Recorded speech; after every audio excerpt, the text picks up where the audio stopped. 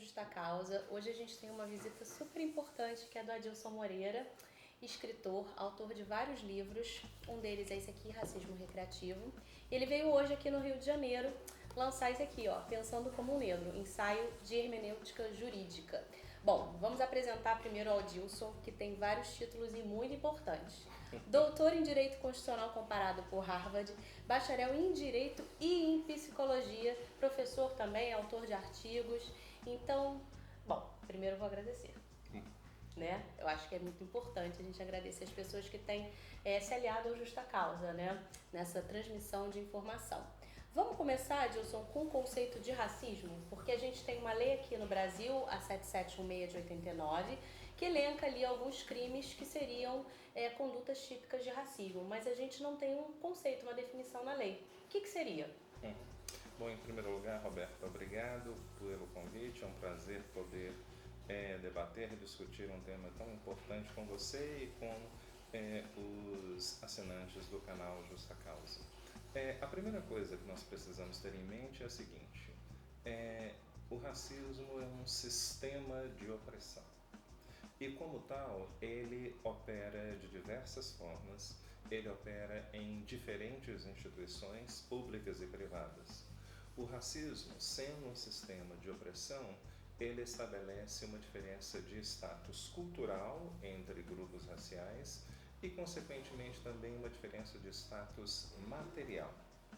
Bem, como o racismo tem como objetivo manter oportunidades econômicas, políticas, culturais nas mãos dos grupos raciais dominantes, ele se manifesta das mais variadas formas. Ele se manifesta de uma forma específica no plano cultural, de uma forma específica no plano material, no espaço do trabalho, por exemplo. Ele se expressa de uma forma específica nas relações individuais, nas relações entre instituições e cidadãos. Então, não há um racismo, mas diferentes manifestações desse sistema de opressão. O problema com a lei do racismo é que ela faz uma identificação completa entre racismo e uma forma específica de discriminação, que é o que nós em direito chamamos de discriminação direta. Essa é a primeira teoria da primeira geração de teorias de discriminação. Essa teoria foi inventada, foi proposta por tribunais norte-americanos no século XIX. E ela está baseada nos seguintes pressupostos: a discriminação ocorre quando um indivíduo discrimina outro indivíduo baseado em um critério proibido por lei.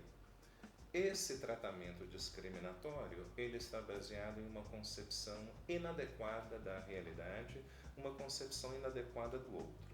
Então, os elementos centrais da teoria da discriminação direta são a arbitrariedade. Eu não posso justificar o motivo pelo qual eu estou tratando a pessoa dessa forma, a intencionalidade.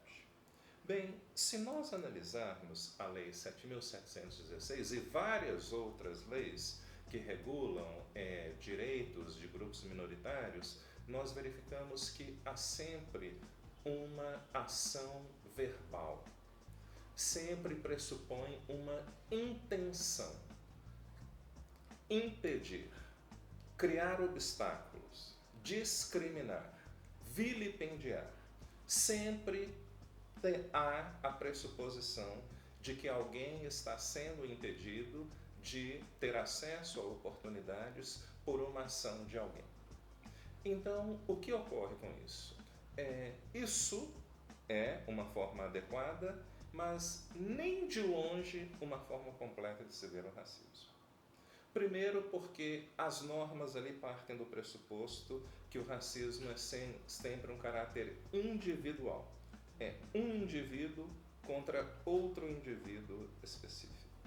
E o desenvolvimento desse campo do direito constitucional, que foi o tema da minha tese de doutoramento em Harvard, mostra que isso nem de longe, essa compreensão do racismo como discriminação direta e apenas como discriminação direta, ou seja, como intenção intencional e arbitrária, nem de longe expressa, não é, as diferentes maneiras e formas como esse sistema de opressão se manifesta. Nós temos uma discriminação indireta, presente, por exemplo, no racismo ambiental.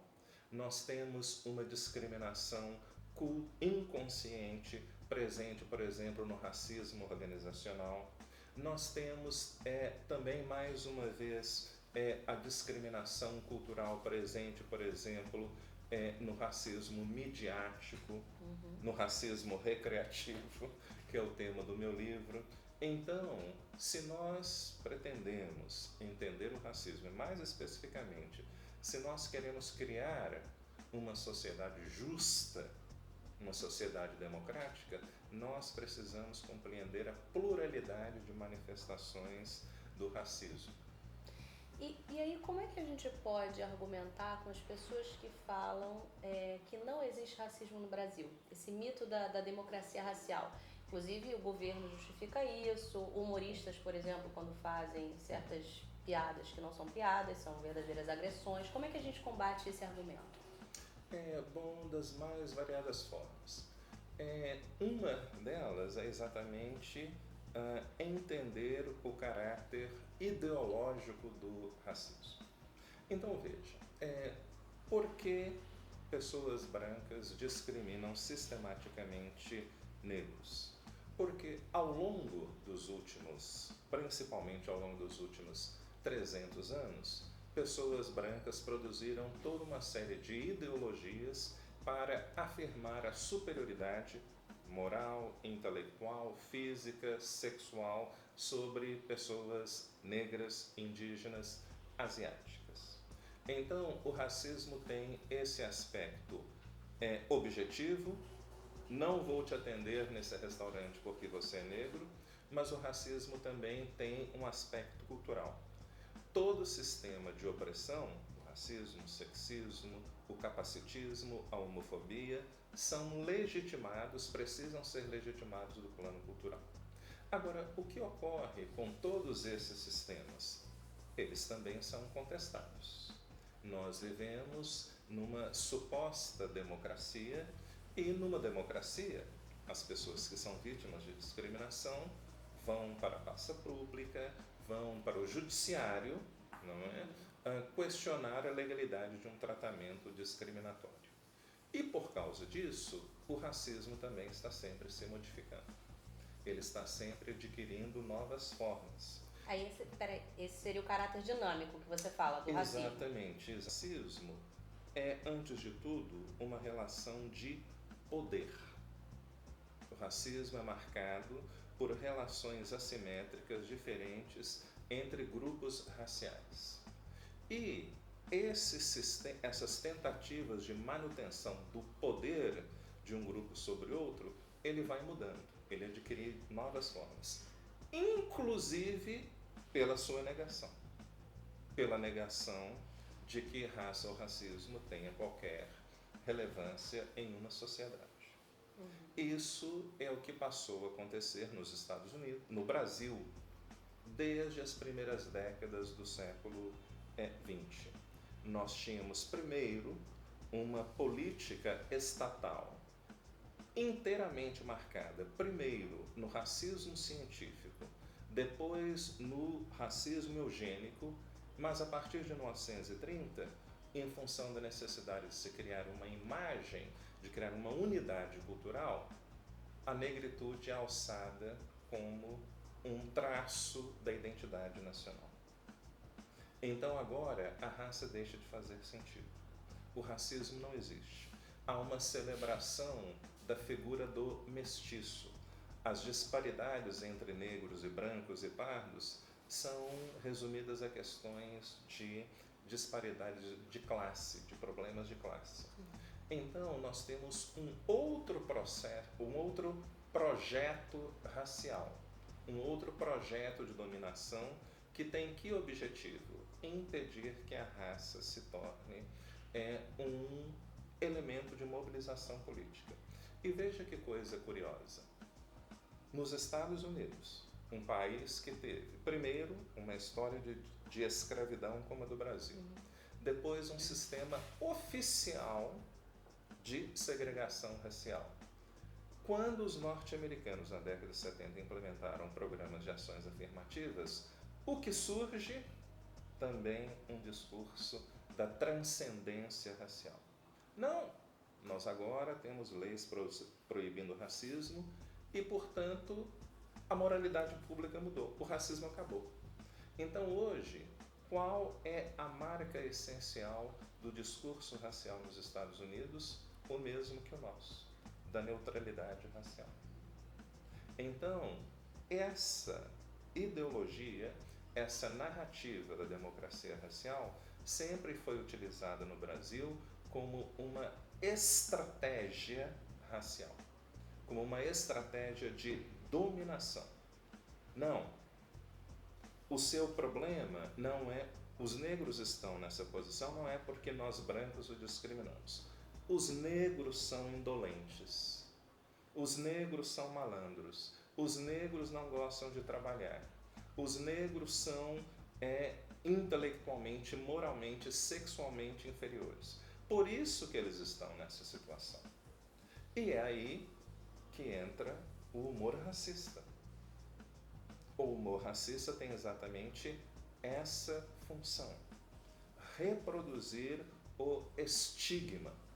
E, mais uma vez, nenhum sistema de dominação social consegue se reproduzir sem a estigmatização de determinados grupos. Racismo recreativo, você já começou a dar o gancho, né? Seria esse humor, essa forma de humor, né? Fala pra gente um pouquinho.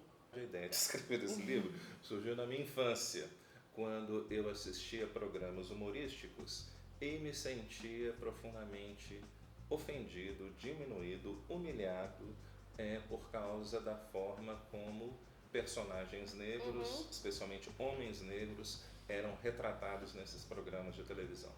Como malandros, como desonestos, como pessoas que não gostam de trabalhar, como indivíduos que têm uma sexualidade exacerbada. Bem, há cerca de 5 anos atrás, eu dei uma entrevista para o jornal, para um grande jornal brasileiro, sobre o caso Aranha. Né? Era um momento, acho que você e o grande público deve estar familiarizado com isso, e também foi um momento no qual começaram a aparecer vários incidentes no Brasil e no exterior sobre o racismo em campos de futebol, especificamente jogando bananas para jogadores negros e tal. Eu dei essa entrevista e nessa entrevista eu utilizei esse termo racismo recreativo. Alguns dias depois, um amigo me enviou uma decisão do Tribunal de Justiça de São Paulo sobre uma mulher, uma funcionária de um restaurante, que foi incumbida pelo seu gerente para comprar frutas, verduras e tal. Ela chegou lá, uma mulher branca se aproximou e disse: "Você deve ter muitos macaquinhos em casa, porque você está comprando muitas bananas." Essa mulher negra se sentiu ofendida, chamou a polícia, essa senhora foi presa, condenada em primeira instância, mas o Tribunal de Justiça disse o seguinte: não, isso não é um caso de racismo, porque isso não é um caso de injúria racial, porque um dos elementos da injúria racial, um dos requisitos da injúria racial é a intenção de discriminar. Você precisa identificar o ânimos injuriante. Isso não existiu. Isso daí é um problema, né? Como é que você também pode, você julgador, falar que aquela pessoa não se sentiu ofendida por aquela conduta, né? Falar que foi um ânimo jocante, que é a intenção só de brincar. Esse foi o motivo pelo qual eu escrevi esse segundo livro, pensando como negro. Mas, então, o que o tribunal argumentou? O que é aqui é o ânimos chocante. Você queria apenas, essa mulher queria apenas se aproximar dela de uma maneira amistosa.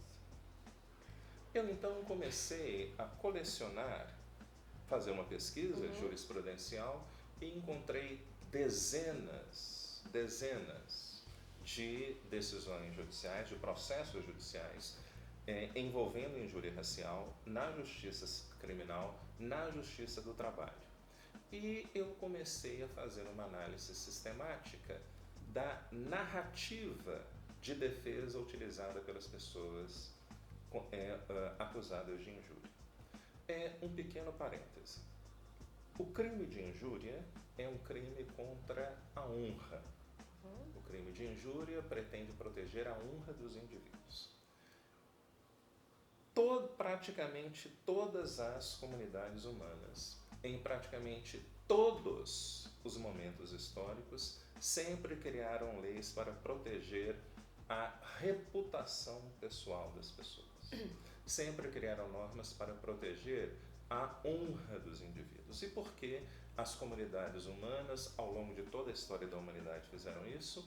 Porque a respeitabilidade social é uma condição essencial para a inclusão das pessoas.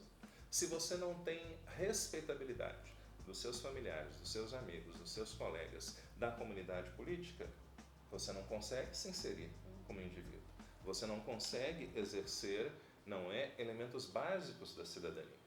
Nos últimos 200 anos, o direito penal começou a proteger a honra. E por que esse preceito agora não é visto no mundo moderno como uma característica exclusiva dos bem-nascidos, da aristocracia, mas como algo universal.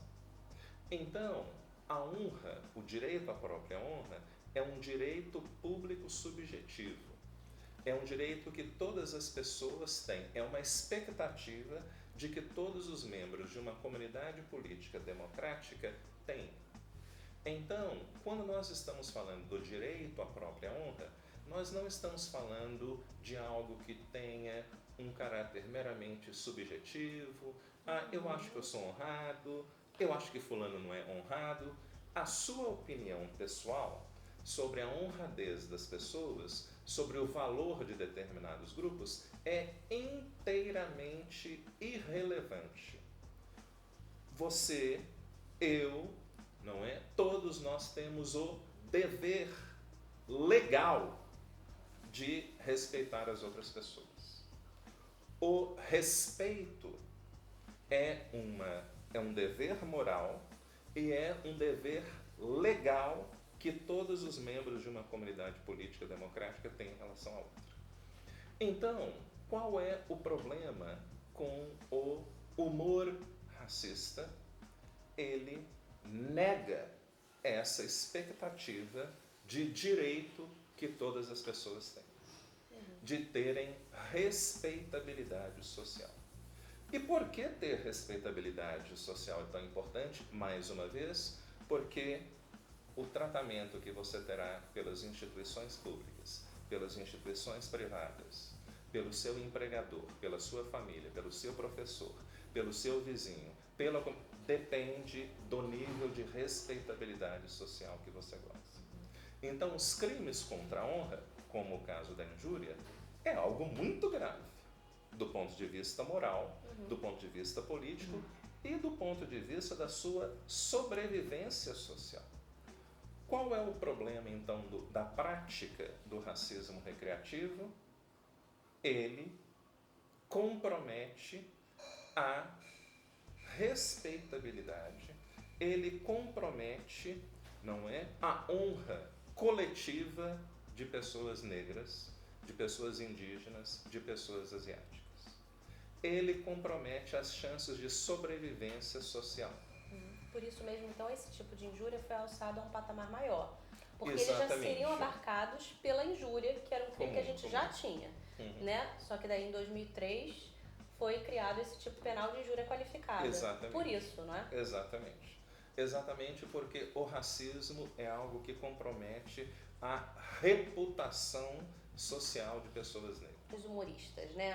A gente tem Danilo Gentili, né? Que já foi condenado diversas vezes por várias coisas que ele fala. Ele sempre alega liberdade de expressão e alega que não há limites para o humor. Não tem como você concordar com uma afirmação dessa, né? Definitivamente não. Veja só, o direito à liberdade de expressão tem sido, não é, aclamado, tem sido classificado como um dos mais importantes dentro de uma comunidade política democrática. O direito à liberdade de expressão tinha como objetivo, ele surge com a preocupação de se proteger o discurso político, porque numa democracia, não é, a vontade estatal é feita, ela é construída a partir da opinião pública, do interesse dos indivíduos, porque afinal de contas a democracia tem como objetivo alcançar e promover o bem comum. Então, você impedir que ideias, discursos, narrativas circulem é algo problemático para o funcionamento da democracia, não é? Então, já que é importante, que a circulação de ideias é importante, o conceito de liberdade, o direito à liberdade de expressão, sempre esteve preocupado com a questão da verdade, com a busca da verdade. Nós temos um projeto político que é a democracia. A democracia quer alcançar, quer promover o bem de todos. Então é importante que este grupo, que aquele grupo fale, expressem as opiniões, expressem as experiências que eles têm, as demandas que eles têm de direito, etc. Você não pode, isso é um problema sério. Veja, quando você cria, divulga, não é, ideias racistas, você está impedindo o funcionamento adequado do jogo democrático. Por dois motivos. Primeiro, por aquilo que nós já vimos, que nós já falamos. Dentro de uma democracia, as pessoas têm o direito legalmente protegido de ter a sua reputação pessoal protegida. Isso é um direito pessoal, e isso significa que isso também é um dever para todas as outras pessoas. Ora, quando você sistematicamente desqualifica uma comunidade inteira por meio de quaisquer meios, inclusive do humor, você está impedindo o jogo democrático. Você está dizendo, essas pessoas não têm valor e, portanto, as demandas de respeito, de direito que elas têm, não têm relevância.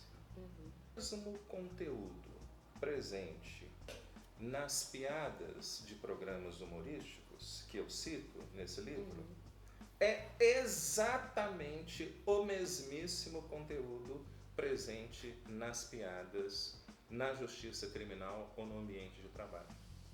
A mesmíssima coisa. Homens negros são representados como malandros, que não gostam de trabalhar, que são sujos, que são feios.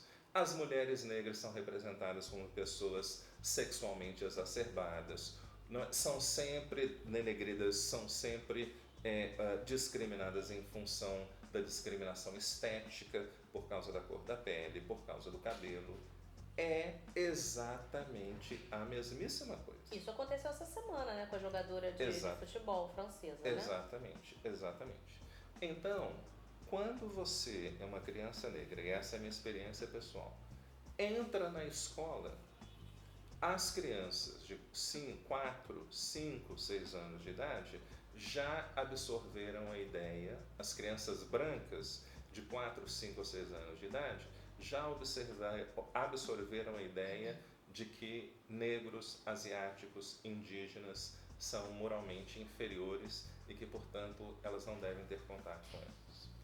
O outro lado também é que as crianças negras, asiáticas e indígenas também já absorveram isso. Então a escola se torna um ambiente hostil para crianças, principalmente para crianças negras. E esse é um dos motivos da evasão escolar. Pessoas acham que quando elas contam uma piada e que quando elas riem de uma piada racista, o elemento cognitivo que as fez contarem o rir está circunscrito àquela situação. Eu contei a piada, eu ri da piada e pronto, acabou. Quando eu estiver entrevistando um candidato para um trabalho, aquele elemento cognitivo estará totalmente afastado da minha mente. Não é assim que funciona. O mesmo elemento cognitivo que motiva os indivíduos a contarem, a rirem de piadas, é o mesmo elemento cognitivo que faz com que policiais brancos atirem, assassinem negros. É o mesmo elemento cognitivo que faz com que o empregador branco não queira empregar mulheres negras, ou quando empregam, exigem que elas alisem o cabelo. Então, todas as vezes que Danilo Gentili está contando piadas sobre negros, ele está guiando a mão do policial que mata negros. E por que isso? Porque o estigma racial, ele opera independentemente da intenção das pessoas.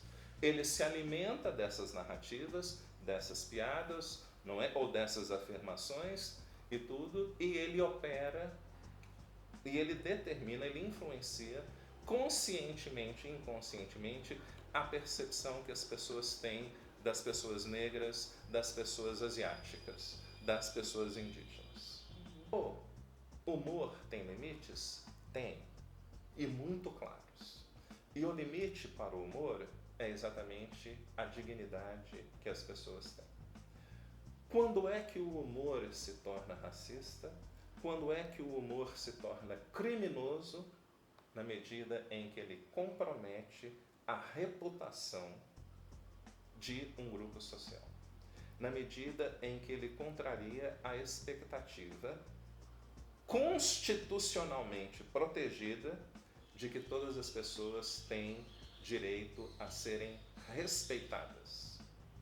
Sempre que isso acontece, e sempre que isso acontece de maneira insidiosa, que é exatamente o caso do racismo recreativo, o humor está sendo utilizado, não é, como uma violação do direito à liberdade de expressão. A existência do racismo não é negada apenas por pessoas brancas, é também negada por pessoas negras, muitas pessoas negras. Então, é muito comum eu me deparar com pessoas negras de classe média alta ou de classe alta que são contrárias às ações afirmativas. Que isso? Eu nunca tive nenhum problema, eu nunca enfrentei nenhum obstáculo na minha ascensão profissional. Esse negócio de ações afirmativas compromete a imagem de todas as pessoas negras. Aí eu faço a seguinte pergunta: em que colégio você estudou? Eu estudei no Dante, não é? Eu estudei no Santa Cruz. Sim. E em que cursinho preparatório você estudou? Eu estudei no Objetivo. E depois eu fui para a UFMG, ou depois para a FGV, para a USP. Depois eu fui fazer mestrado em Harvard, não é? E tal. Bem, meu querido, existe uma coisa chamada classe social. E quanto mais rico você é, menores serão as chances de você ser vítima da discriminação direta, não é? Mais protegido você estará. Maiores são as chances de você estabelecer círculos de relacionamento com as pessoas que fazem parte do poder, que controlam acesso a oportunidades institucionais e profissionais. Então, este indivíduo, essa pessoa negra de classe alta, não é? Ela pensa que não, raça não teve nenhuma relevância na minha vida. E há outra coisa surgindo no Brasil, que é a influência do neopentecostalismo evangélico. Então, uma das coisas, e um dos elementos desse neopentecostalismo é a teologia da prosperidade. Então, o que os líderes, os pastores e pastoras desse movimento faz? Negam a relevância do racismo. Não, a sua esposa não morreu no hospital por violência obstétrica por ser negra. O seu filho não foi assassinado pela polícia porque a polícia é racista. Você não foi mandado embora do trabalho porque o seu empregador não quer, não. Isso é um problema espiritual. Isso é um problema de ordem espiritual. Isso é porque você não é evangélico. Isso é porque você não ora o suficiente. Então, esse é um novo problema. Eu estou elaborando um livro sobre criminologia, tenho visitado com frequência áreas periféricas da cidade de São Paulo e eu tenho me espantado com o número de pessoas negras, evangélicas neopentecostais, negando a relevância do racismo. Tá? Agora, isso é um movimento, o que essas pessoas fazem? Essas pessoas que negam o racismo também são pessoas que vão votar em candidatos, ultra-reacionários. Ou seja, o objetivo desse discurso é criar um eleitorado conservador que vai fazer o quê? Levar adiante os interesses do capital. Levar adiante a lógica neoliberal. E isso é gravíssimo. Isso é gravíssimo porque a população negra é sistematicamente discriminada em todas as áreas e é a mais dependente das instituições estatais, de políticas públicas de acesso à saúde, educação, etc. Não é? A política de previdência, etc. Então, o que os últimos governos no Brasil e em vários outros, isso é um fenômeno transnacional, diminuindo o Estado. Né? Nós temos agora o discurso do empreendedorismo. Você não deve ficar preocupado com o racismo. Você tem que eliminar esse complexo de inferioridade. Você precisa ser um empreendedor. Você precisa ser responsável, criar meios de inserção social. O Estado não tem nada a ver com isso, não. Isso impede a sua evolução espiritual, a bênção de Deus. O que você está fazendo para agradar a Deus? Esperando a aposentadoria do Estado? Eu estou reproduzindo o que eu ouço. Você está aguardando ações afirmativas? Dessa forma, Jesus Cristo não vai te abençoar. Então, isso é uma situação muito grave.